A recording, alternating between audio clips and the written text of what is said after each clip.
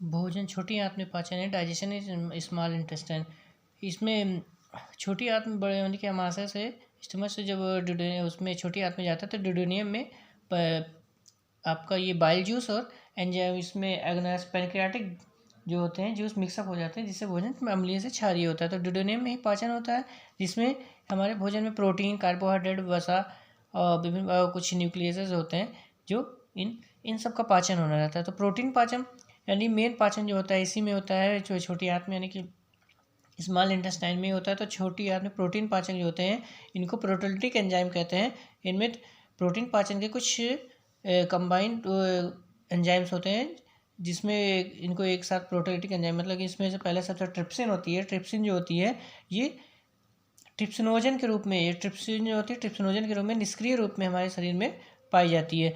तो इस छोटी आंतरीय रस यानी कि इसमें आंत में एक हार्मोन्स सिक्रेशन होता है जिसे एंड्रोकाइनेज कहते हैं। एंड्रोकाइनेज हार्मोन्स होता है, ये एंजाइम्स होते हैं, लेकिन ये हार्मोन्स होता है। इस हार्मोन्स की उपस्थिति में ये ट्रिप्सिनोजन जो होता है सक्रिय यानी ये सक्रिय ट्रिप्सिन में बदल जाता है। ये ट्रिप्सिन जो होती है ये प्रोटीन, जो हमारे शरीर में प्रोटीन पाई जाती है, जो भोजन फूड मटेरियल में प्रोटीन का हिस्सा लेते हैं, इस प्रोटीन को इसकी ट्रिप्सिन की उपस्थिति में ये पेप्टोन्स और पॉलीपेप्टाइड्स में ब्रेक डाउन कर देती है। यानी ट्रिप्सिन की उपस्थिति में ट्रिप्सिन एंजाइम जो पाई जाती है इसकी pH 7.8 होता है। ये पेप्टोन्स और पॉलीपेप्टाइड्स में इसको प्रोटीन को ब्रेक डाउन करती है।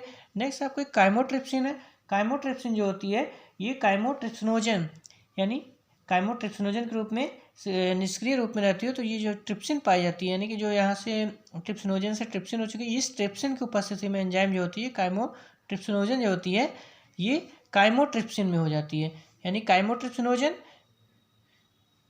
ट्रिप्सिन की उपस्थिति में काइमोट्रिप्सिन हो जाती है। ये प्रोटीन को काइमोट्रिप्सिन जो होती है पेप्टोन्स और पॉलीपेप्टाइड्स के रूप में ब्रेक डाउन करती है। यानी पेप्टोन्स और पॉलीपेप्टाइड्स इसमें दो भागों में ब्रेक डाउन करती है। फिर आपका कार्बोक्सी पेप्टाइडाइजेस होता है। ये कार्बोक्सी पेप्टाइडाइज होता है ये अमीनो अम्ल में यानी पॉलीपेप्टाइड्स जो ये उसकी उपस्थिति में ये पॉलीपेप्टाइड्स होते हैं, पेप्टोन्स और ये पॉलीपेप्टाइड्स जो पाए जाते हैं इनको कार्बोक्सी पेप्टाइडेज जो होते हैं, पॉलीपेप्टाइड्स जो होते हैं ये इनकी उपस्थिति में अमीनो अम्ल में यानी जिससे प्रोटीन का संश्लेषण यानी प्रोटीन का फॉर्मेशन होता है, मेन अमीनो अम्ल से ही प्रोटीन का निर्माण होता है। इनके सूक्ष्म कणों में यानी कि माइन्यूटली में अमीनो अम्ल में ब्रेक डाउन कर देते हैं। यानी कि अमीनो अम्ल यानी प्रोटीन का पाचन यानी सबसे छोटी चीज़ होती है, यहाँ से अमीनो अम्ल के संश्लेषण से ही प्रोटीन का फॉर्मेशन होता है।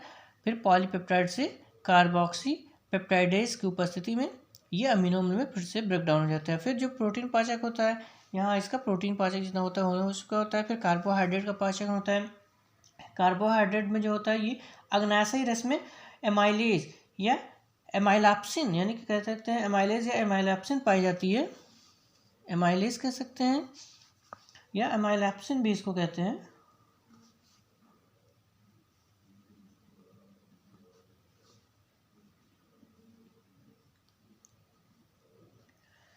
एमाइलैप्सिन या इसको एमाइलेज भी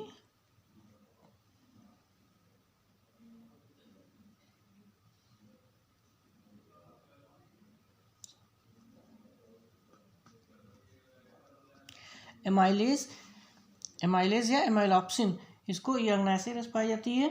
ये जो होती है पॉलीसैकेराइड को डाइसैकेराइड में बदल देती है। पॉलीसैकेराइड मतलब जो हमारे मल्टी कह सकते हैं स्टार्च जो होता है पॉलीसैकेराइड होता है। पॉलीसैकेराइड ये स्टार्च और जल की उपस्थिति में एमाइलैप्सिन जो होती है, एमाइलैप्सिन या एमाइलेज जो होती है ये इसको माल्टोज में ब्रेक डाउन यानी इसको पॉली से डाइसैकेराइड में, पॉली मल्टी होती है और ये डाइसैकेराइड में माल्टोज का चेंज कर देती है। तो ये कार्बोहाइड्रेट का पाचन होता है। नेक्स्ट हमारे शरीर में फिर इसमें वसा का पाचन एंजाइम जो पाए जाते हैं।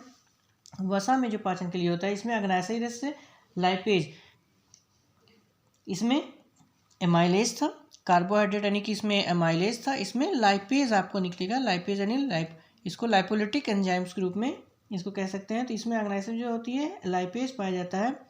ये लाइपेज होते हैं ये एंजाइम जो होता है इमल्सीकृत वसा का पाचन यानी कि जो छोटी आंत में हमारे कह सकते हैं उसमें अमाशय से जो बाइल जूस उसमें निकलता है वो इमल्सीकृत यानी फैट को हमारी इमल्सीकृत यानी छोटे छोटे जो ये होते हैं डॉट, इस तरह से वसा को छोटे छोटे गोलियों को इस तरह कह सकते हैं इस रूप में ब्रेक डाउन कर देते हैं, इमल्सीकृत कर देते हैं छोटे छोटे डॉट जैसे स्ट्रक्चर बनाते हैं। ये वसा जो होता है यानी लाइपोलिटिक जो एंजाइम पाए जाते हैं, ये इस इमल्सीकृत वसा को, इसको इमल्सीकृत वसा कहते हैं।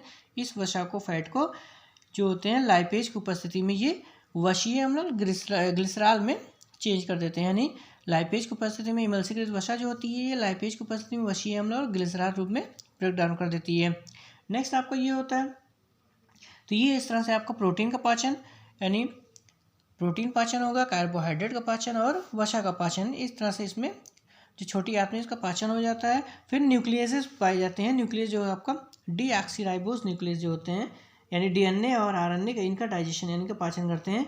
ये जो होते हैं डीऑक्सीराइबोज, दो तरीके के होते हैं न्यूक्लियस में, डीऑक्सीराइबो न्यूक्लियस, डीऑक्सीराइबो न्यूक्लियस जो होते हैं ये डीएनए को, यानी डीएनए को इसको न्यूक्लियोटाइड में ब्रेक डाउन करते हैं, यानी डीएनए को न्यूक्लियोटाइड रूप में ब्रेक कर देते हैं। और राइबो न्यूक्लियस जो पाए जाते हैं, यानी इसमें दो एंजाइम पाए गए, डीऑक्सीराइबो न्यूक्लियस यानी डीएनए के लिए होते हैं, यानी डीएनए को ब्रेक डाउन करेंगे। और दूसरा जो होता है राइबो न्यूक्लियस पाया जाता है जो आरएनए को ब्रेक डाउन, यानी ये डीऑक्सीराइबो न्यूक्लियस होते हैं जो न्यूक्लियोटाइड में इसको ब्रेक डाउन करते हैं। इसके बाद राइबो न्यूक्लियस जो होते हैं ये आरएनए को न्यूक्लियोटाइड्स के रूप में ब्रेक डाउन करते हैं। तो इस तरह से हमारे शरीर में, यानी कि इसमें ड्यूडेनियम छोटी आंत में जब वो निकलता है तो इसमें पाचन, उसका पाचन हो जाता है, यानी कि प्रोटीन का जो पाचन होना होता है छोटी आंत में, यानी ड्यूडेनियम से उसमें निकलता है। इसके बाद आंतरीय रस जो होती है, आंतरीय रस से जो होता है क्षार माध्यम होता है, इसका pH 7.5 से 8.3 होता है। इसमें कुछ उसमें जल और साल्ट और कुछ पाचक एंजाइम पाए जाते हैं, जिसमें नेक्स्ट इसमें बचे हुए हिस्से का प्रोटीन का जो प्रोटीन, कार्बोहाइड्रेट, फैट्स, ये सारी चीज़ें होती हैं उनका फिर से नए तरीके से जो बची हुई होती है उनका डाइजेशन हो जाता है, यानी किस तरह से पूरी कंप्लीट हो जाता है। तो ये अभी डाइजेशन है स्मॉल इंटेस्टाइन में। फिर इसके बाद नेक्स्ट अभी फिर पार्ट 2 में बचे हुए उसमें प्रोटीन, कार्बोहाइड्रेट का और वसा का डाइजेशन वो कंप्लीट होगा।